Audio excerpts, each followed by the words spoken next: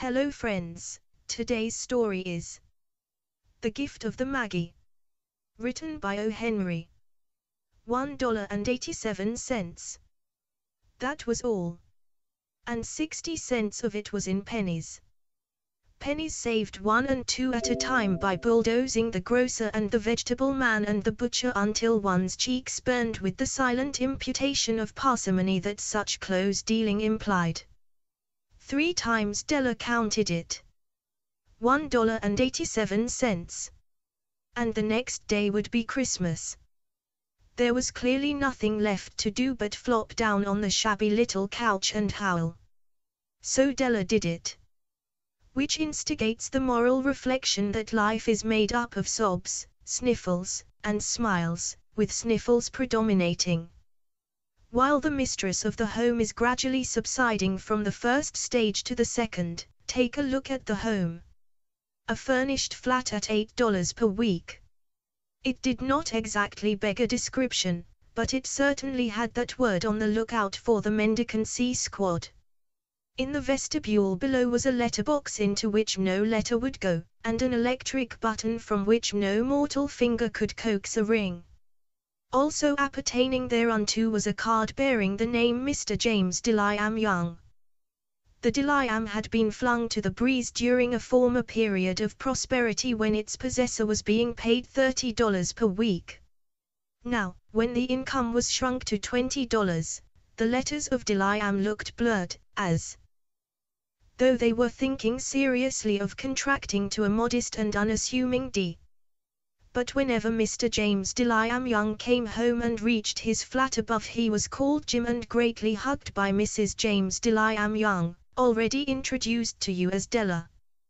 Which is all very good. Della finished her cry and attended to her cheeks with the powder rag. She stood by the window and looked out dully at a grey cat walking a grey fence in a grey backyard. Tomorrow would be Christmas Day, and she had only $1.87 with which to buy Jim a present. She had been saving every penny she could for months, with this result. $20 a week doesn't go far. Expenses had been greater than she had calculated. They always are. Only $1.87 to buy a present for Jim. Her Jim. Many a happy hour she had spent planning for something nice for him. Something fine and rare and sterling, something just a little bit near to being worthy of the honor of being owned by Jim. There was a pier glass between the windows of the room. Perhaps you have seen a pier glass in an $8 bat. A very thin and very agile person may, by observing his reflection in a rapid sequence of longitudinal strips, obtain a fairly accurate conception of his looks. Della, being slender, had mastered the art. Suddenly she whirled from the window and stood before the glass. Her eyes were shining brilliantly, but her face had lost its color within 20 seconds. Rapidly she pulled down her hair and let it fall to its full length. Now, there were 2 possessions of the James Deliam Youngs in which they both took a mighty pride. One was Jim's gold watch that had been his father's and his grandfather's. The other was Della's hair. Had the Queen of Sheba lived in the flat across the air shaft, Della would have let her hair hang out of the window some day to dry just to depreciate Her Majesty's jewels and gifts. Had King Solomon been the janitor, with all his treasures piled up in the basement, Jim would have pulled out his watch every time he passed, just to see him pluck at his beard from envy. So now Della's beautiful hair fell about her, rippling and shining like a cascade of brown waters. It reached below her knee and made itself almost a garment for her. And then she did it up again nervously and quickly. Once she faltered for a minute and stood still while a tear or 2 splashed on the worn red carpet.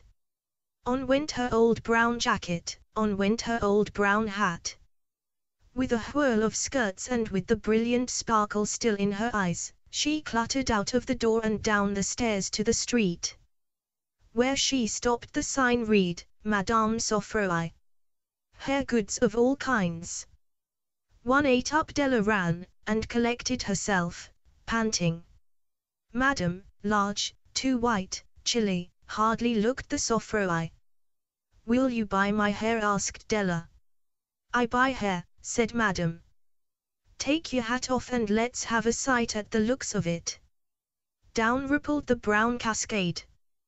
$20, said Madam, lifting the mass with a practiced hand. Give it to me quick, said Della. Oh, and the next 2 hours tripped by on rosy wings. Forget the hashed metaphor. She was ransacking the stores for Jim's present. She found it at last. It surely had been made for Jim and no one else. There was no other like it in any of the stores, and she had turned all of them inside out. It was a platinum fob chain, simple and chaste in design, properly proclaiming its value by substance alone and not by meretricious ornamentation, as all good things should do. It was even worthy of the watch. As soon as she saw it, she knew that it must be Jim's. It was like him. Quietness and value, the description applied to both. $21 they took from her for it, and she hurried home with the 78 cents. With that chain on his watch, Jim might be properly anxious about the time in any company. Grand as the watch was, he sometimes looked at it on the sly on account of the old leather strap that he used in place of a chain. When Della reached home, her intoxication gave way a little to prudence and reason. She got out her curling irons and lighted the gas and went to work repairing the ravages made by generosity added to love.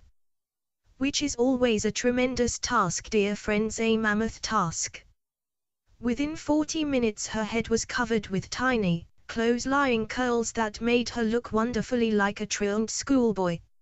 She looked at her reflection in the mirror long, carefully, and critically.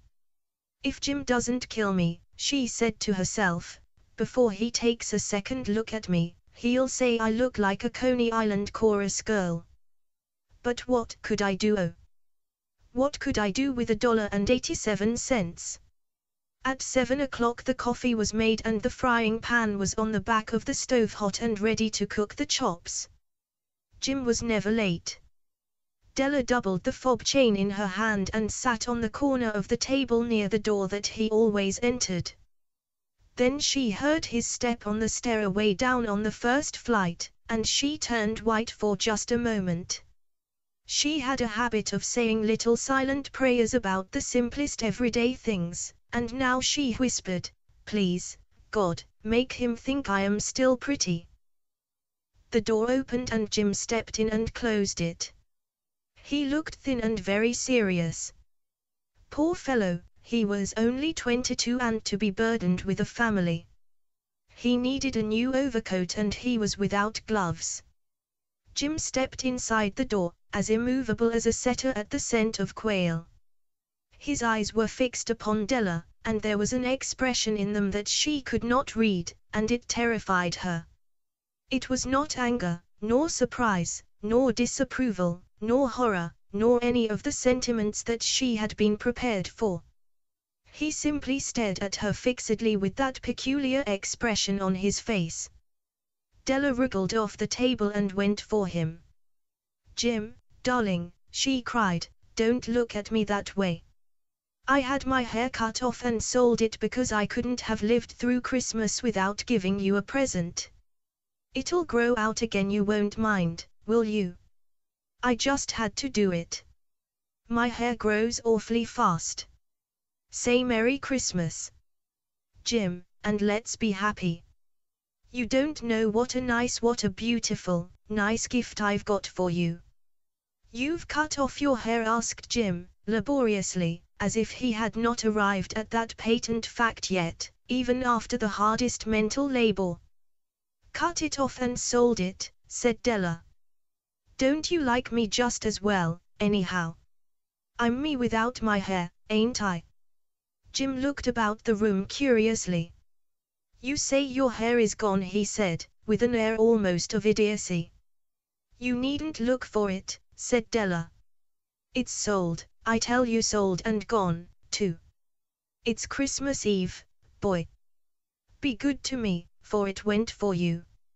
Maybe the hairs of my head were numbered, she went on with a sudden serious sweetness, but nobody could ever count my love for you. Shall I put the chops on, Jim? Out of his trance Jim seemed quickly to wake. He enfolded his Della. For 10 seconds let us regard with discreet scrutiny some inconsequential object in the other direction. $8 a week or $1 million a year, what is the difference? A mathematician or a wit would give you the wrong answer. The Magi brought valuable gifts, but that was not among them. His dark assertion will be illuminated later on. Jim drew a package from his overcoat pocket and threw it upon the table. Don't make any mistake, Dell, he said, about me. I don't think there's anything in the way of a haircut or a shave or a shampoo that could make me like my girl any less. But if you'll unwrap that package you may see why you had me going a while at first. White fingers and nimble tore at the string and paper. And then an ecstatic scream of joy, and then, alas! A quick feminine change to hysterical tears and wails, necessitating the immediate employment of all the comforting powers of the lord of the flat. For there lay the combs, the set of combs, side and back, that Della had worshipped for long in a Broadway window. Beautiful combs, pure tortoiseshell, with jeweled rims just the shade to wear in the beautiful vanished hair. They were expensive combs, she knew, and her heart had simply craved and yearned over them without the least hope of possession. And now, they were hers, but the tresses that should have adorned the coveted adornments were gone. But she hugged them to her bosom, and at length she was able to look up with dim eyes and a smile and say, "My hair grows so fast, Jim." And then Della leaped up like a little singed cat and cried, "Oh, oh." Jim had not yet seen his beautiful present. She held it out to him eagerly upon her open palm. The dull precious metal seemed to flash with a reflection of her bright and ardent spirit. "Isn't it a dandy, Jim? I hunted all over town to find it. You'll have to look at the time 100 times a day now. Give me your watch. I want to see how it looks on it." Instead of obeying, Jim tumbled down on the couch and put his hands under the back of his head and smiled. "Dell," said he, "let's put our Christmas presents away and keep them a while. They're too nice to use just at present. I sold the watch to get the money to buy your combs. And now suppose you put the chops on." The Magi, as you know, were wise men, wonderfully wise men who brought gifts to the babe in the manger. They invented the art of giving Christmas presents. Being wise, their gifts were no doubt wise ones, possibly bearing the privilege of exchange in case of duplication. And here I have lamely related to you the uneventful chronicle of two foolish children in a flat who most unwisely sacrificed for each other the greatest treasures of their house. But in a last word to the wise of these days let it be said that of all who give gifts these two were the wisest. Of all who give and receive gifts, such as they are wisest. Everywhere they are wisest. They are the Magi. The end. Thanks for listening this story. For more stories subscribe our channel. Our channel is All Short Stories.